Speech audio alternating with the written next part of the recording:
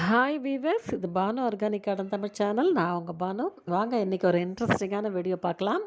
இன்றைக்கி எனக்கு கிச்சனில் கிடச்ச காய்கறி கழிவு அதை கொண்டு வந்து நான் வச்சுருக்கிற சங்குப்பூ செடிக்கு எப்படி உரம் கொடுக்குறேன் அப்படின்னு பாருங்கள். சங்குப்பூ செடி நல்ல பெரிய பேக்கில் வச்சுருக்கேன். வேரை டிஸ்டர்ப் பண்ணாமல் நான் வந்து ஒரு பக்கமாக பள்ளம் எடுக்கிறத பாருங்கள். நமக்கு அன்றாடம் கிச்சனில் காய்கறி கழிவு கிடைக்கும். அதை மட்டுமே வச்சு ஜீரோ காஸ்ட்டில் இந்த மாதிரி சிம்பிளான ஒரு ஹோம் கார்டனிங் எல்லாருமே பண்ணலாம். நான் பண்ணிக்கிட்டு இருக்கேன், நீங்களும் பண்ணுங்கள். இன்றைக்கி கவரில் கொண்டு வந்திருக்கேன் பாருங்கள். சுவாமிக்கு வச்ச காய்ந்த பூக்கள் இருக்குது, வெங்காயத்தூள் இருக்குது.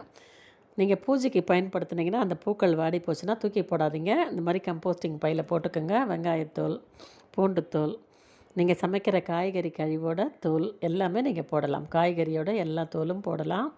காய்ந்து போன பூக்கள் போடலாம். இலை சருகு, காய்ந்த இலை சருகு கிடச்சிது அப்படின்னா இதோட நீங்கள் போட்டிங்க அப்படின்னா நம்ம போடுற காய்கறி கழிவு எல்லாமே நைட்ரஜன் கண்டென்ட். காய்ந்த இலை சருகு போட்டிங்க அப்படின்னா கார்பன் கண்டென்ட். ரெண்டுமே சேர்ந்து செயல்பட்டு தான் கம்போஸ்டிங் ப்ராசஸ் உள்ளே நடக்கும். அதனால் உங்களுக்கு காய்ந்த இலை சருகு கிடச்சா கூட தூக்கி போட்டுறாதீங்க. இந்த மாதிரி கம்போஸ்டிங் அந்த நைட்ரஜன் கண்டென்ட் இருக்கிற அந்த பச்சை காய்கறி கழிவை போடும்போது அது கூட சேர்த்து நீங்கள் அந்த காய்ந்த இலை சருகும் சேர்த்து போடுங்க. போட்டிங்கன்னா சீக்கிரமாக கம்போஸ்டிங் ப்ராசஸ் உள்ளே வேகமாக நடக்கும். அதோட இந்த பேக்கில் நிறைய மண்புழுக்கள் இருக்கும் பார்த்திங்களா, அதுக்கு உணவு தான் நம்ம கொடுக்குற இந்த காய்கறி கழிவு. அதை எடுத்துக்கிட்டு அது வெளியிடுற அந்த எச்சம் தான் மண்புழு உரம். தொடர்ந்து வேருக்கு உரமும் கிடச்சிக்கிட்டே இருக்கும்.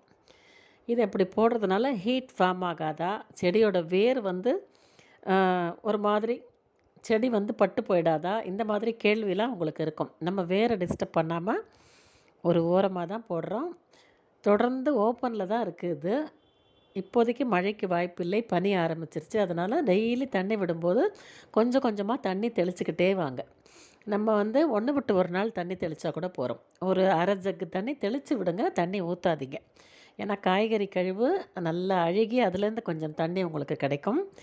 மேற்பரப்பை மட்டும் நம்ம நினச்சிக்கிட்டே இருந்தோம் அப்படின்னா அந்த ஹீட் வந்து ரொம்ப பரவாமல் இருக்கும். செடியோட வேறு வரைக்கும் அந்த ஹீட்டு போகாமல் இருக்கும். டெய்லி தண்ணி ஒரு அரை ஜக்கு தண்ணி மேலே நீங்கள் வந்து ஸ்ப்ரே பண்ணிக்கிட்டே இருங்க, தெளிச்சிக்கிட்டே இருங்க. இந்த மாதிரி தான் நான் டெய்லி காய்கறி கழிவு கொண்டு வந்து ஒவ்வொரு பையாக போட்டு விடுறேன். இப்போ ட்ராகன் ஃப்ரூட் இருக்கிற அந்த பையிலையும் ஒரு பக்கமாகவே பள்ளம் எடுத்து நான் போட்டு விடுறத பாருங்கள். இந்த மாதிரி காய்கறி கழிவை தூக்கி போடாதீங்க. நீங்கள் செடி வச்சுருக்கீங்க, மாடி தோட்டம் இருக்குது அப்படின்னா பயன்படுத்திக்கோங்க. நீங்கள் ஒரு தடவை செஞ்சு பாருங்கள். உங்களுக்கு ரிசல்ட்ஸ் எப்படி இருக்குது அப்படிங்கிறத மறக்காமல் கமெண்ட்டில் சொல்லுங்கள். கம்போஸ்டிங் சார்ந்து எந்த டவுட் இருந்தாலும் நீங்கள் கமெண்ட் செக்ஷனில்